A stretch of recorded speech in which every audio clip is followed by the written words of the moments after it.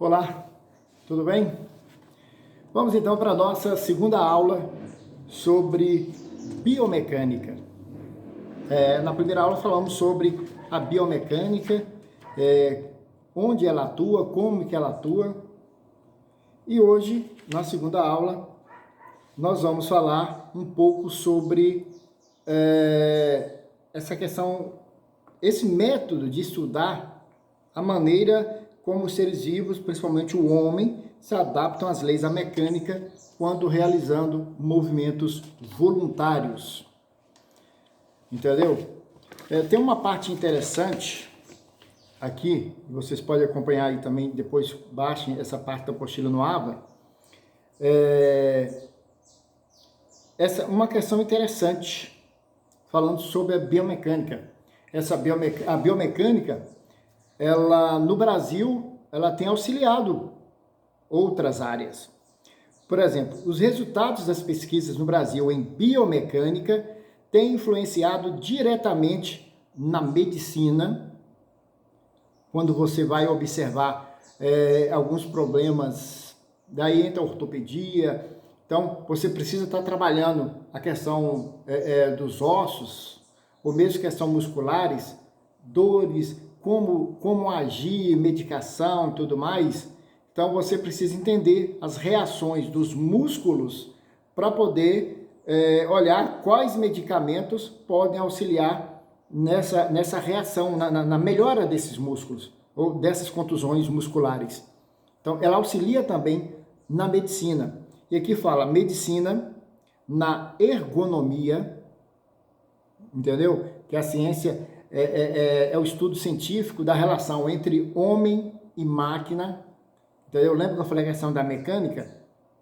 Pois essa ergonomia é a relação entre homem e máquina, até que ponto o homem auxilia a máquina e até que ponto a máquina auxilia o homem.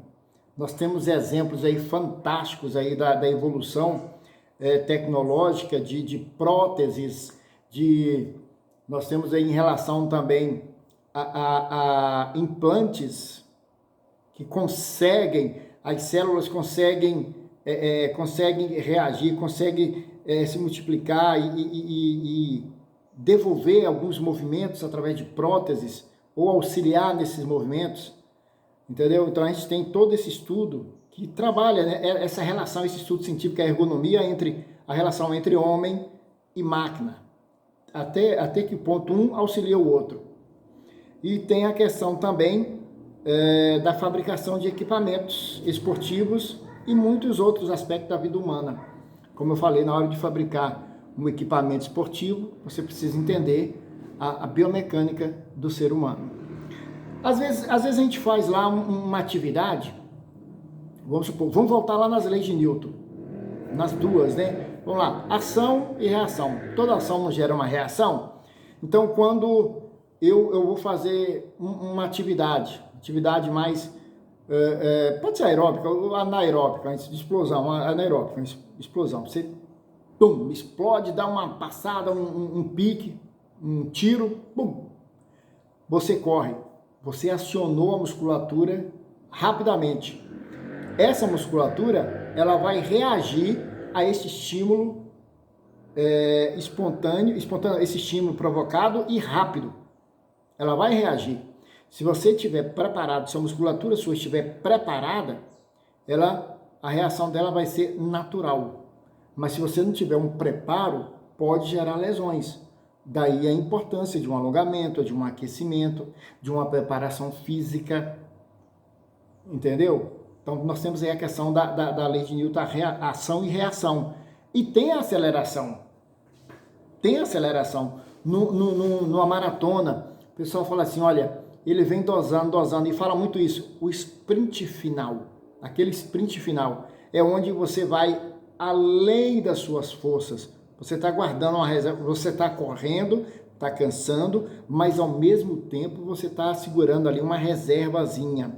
Chega no final, você dá aquele sprint final, ou seja, aquela reserva, você usa aquela reserva. Nem todos fazem isso, ou nem todos conseguem fazer isso, porque isso também faz parte de um treinamento, de um condicionamento físico que é adquirido lá na prática, lá no treinamento. Aí nós vamos falar da fisiologia do exercício. Você vai trabalhar acima da sua capacidade normal.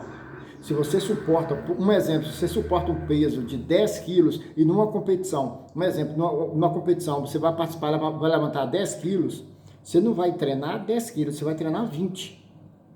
Por quê? Quando chegar lá, a sua musculatura já acostumou com aquela sobrecarga. Você não vai sentir tanto. O problema é que não é só você que faz isso. Todos os competidores vão fazer isso também. Então, por isso que é interessante você ter uma preparação bacana. Entendeu? Na hora que você fala assim, eu vou acelerar agora, eu vou forçar um pouquinho a minha musculatura, mas ela já está preparada para esse esforço. A gente fala muito, às vezes, quando o clima está um pouco mais frio, e aí o atleta entra em campo, ou o jogador entra em campo, e sem fazer um aquecimento ou um alongamento, ele encaminha em direção à bola e dá aquele chute forte. Ou seja, a musculatura ela não estava pronta para receber aquela força além do normal. Então a tendência ela reagir de forma contrária ao movimento. Ela vai reagir de forma contrária e vai levar o quê? Uma lesão. Dependendo, vai ter um estiramento. Aí nós vamos entrar lá na ação dos músculos sinergista, o agonista, o antagonista e o sinergista. O agonista, o músculo principal, o antagonista, que é o músculo auxiliar, é o que trabalha contrário, e o sinergista é aquele que auxilia no movimento, ali no músculo. Ele auxilia. Então a gente precisa preparar primeiro para depois realizar esse tipo de atividade. Entendeu? Ela também, a biomecânica, ela auxilia na produção de conhecimento para aquisição de competências tecnomotoras, que levam em consideração as características dos participantes, do contexto e sua organização, possibilitando uma efetiva aprendizagem.